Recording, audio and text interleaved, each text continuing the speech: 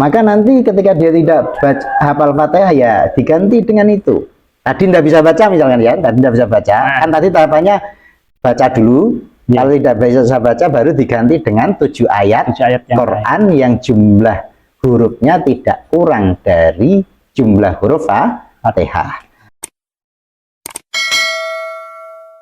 Buat teman-teman jangan lupa untuk subscribe dan share video ini jika memang video ini bermanfaat buat teman-teman semua, dan jadikanlah ini sebagai amal jariah kita untuk menyebarkan ilmu seluas-luasnya untuk sesama muslim ya. Nah terus gini Pak I. Ini mungkin yang mu'alaf ya, mu'alaf itu mungkin belum hafal Al-Fatihah, atau mungkin yang masih kecil belum hafal Al-Fatihah, atau mungkin yang baru insaf misalnya, misalnya terus belum sempat menghafalkan Al-Fatihah gitu, terus dia pengen sholat gitu Pak. Nah ini hukumnya gimana kalau belum hafal Al-Fatihah ini? Jadi hukum asal itu belajar membaca Fatihah itu wajib ain. Wajib ain. Belajar membaca, belajar menghafal, dan menghafal itu wajib ain, fardu ain. Lah, terus misalkan ada orang belum hafal Fatihah bagaimana? Nanti kalau mungkin dia membaca tulisan, mungkin dengan membaca tulisan bisa baca misalkan, wajib membaca. Misalkan pas sholat di depannya kasih kursi, Qurannya ditaruh depan, dibuka kali dengan baca, tidak apa-apa, wajib baca ketika nanti mampu baca. Tapi ketika nanti dia tidak bisa membaca, ya, maka qara'a sab'a ayatin la tanqusu hurufuha an hurufil Fatihah. Dia harus membaca 7 ayat, yang 7 ayat bukan selain Fatihah lah ya, yang nanti jumlah hurufnya tidak kurang dari jumlah huruf Fatihah. Itu maksudnya gimana Pak? Artinya begini.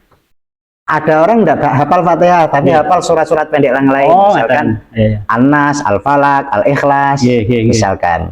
Maka nanti ketika dia tidak hafal Fatihah ya diganti dengan itu. Tadi tidak bisa baca misalkan ya, tadi tidak bisa baca. Kan tadi tahapannya baca dulu, kalau tidak bisa baca baru diganti dengan 7 ayat Quran yang jumlah hurufnya tidak kurang dari jumlah huruf Fatihah. Nah, terus misalkan wong Fatihah saja tidak hafal apalagi surat yang lain kan ya. Kok tidak hafal, sama sekali tidak ada yang dihafal dari ayat-ayat Quran, ya nanti dia boleh mengganti dengan 7 zikir.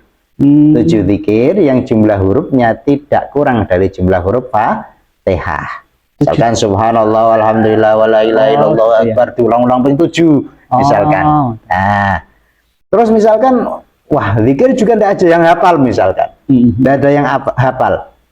Maka waqafa biqadriha fa in ajaza waqafa biqadriha. Dia diam saja. Diam kira-kira selama waktu yang cukup untuk membaca Fatihah. Artinya apa? Tidak ada alasan bagi orang yang belum hafal Fatihah untuk tidak sholat. Tidak ada alasan. Tetapi tetap prosedural tadi. Pertama ya kalau hafal Fatihah, kalau tidak bisa ya baca, kalau tidak bisa ya baca ayat yang lain yang jumlahnya tidak 7 ayat yang jumlahnya tidak kurang dari huruf Fatihah. Kalau tidak bisa zikir, yang jumlah zikir itu huruf 7 zikir yang jumlahnya tidak kurang dari huruf Fatihah. Setelah itu kalau tidak bisa ya diam saja. Diam selama waktu yang mana kira-kira waktu itu cukup untuk membaca Fatihah.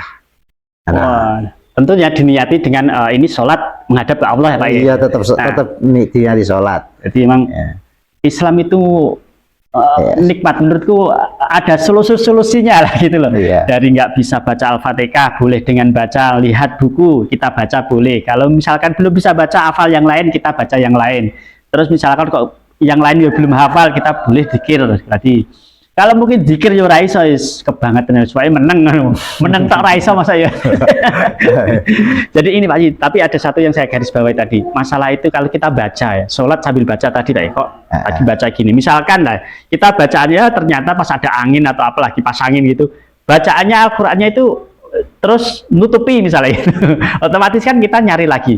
Nah, ini kita kan lagi melakukan gerakan untuk melakukan ini ya, buka Al-Quran tadi dalam waktu sholat. Nah itu hukumnya gimana Pak? Misalkan begini, itu.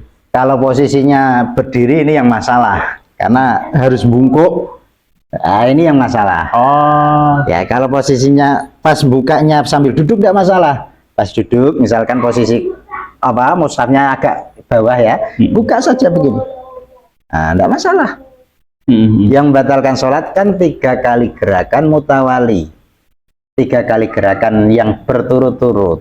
Ketika cuma begini dihitung 1 langsung kembali, ini yang dihitung 1, begini langsung kembali yang dihitung 1. Enggak masalah. Terima kasih Pak Yai obrolannya dan ilmu yang sangat bermanfaat bagi kita, khususnya kaum awan atau mungkin kaum teman-teman yang masih mu'alaf atau mungkin yang belum hafal Al-Quran ini, belum hafal Al-Fatihah ini, sangat memberikan masukan bahwa kita bahwasanya sholat itu wajib dilakukan dan walaupun belum bisa baca Al-Fatihah pun tetap harus sholat. Nah, teman-teman, kalau obrolan kita dengan Pak Kiai Arifudin ini menarik buat teman-teman atau mungkin teman-teman suka dengan obrolan-obrolan santai seperti ini, teman-teman bisa subscribe kami di channel Pojok Langgar ini, nanti biar tidak ketinggalan ada obrolan-obrolan baru dengan Pak Kiai Arifudin yang tentunya bisa bermanfaat untuk kita dan keluarga kita. Dan jika ini bermanfaat buat teman-teman, sekiranya teman-teman bisa membantu kami untuk mengeserkan ke teman-teman yang lain agar kita dakwah bersama melalui digital ini ya. Tentunya ini menjadi amal jariah kita, karena kan ditonton orang lagi, ditonton orang lagi, ditonton orang, dan mendapatkan manfaat dari orang yang menonton video kajian-kajian mengenai sholat ini tadi.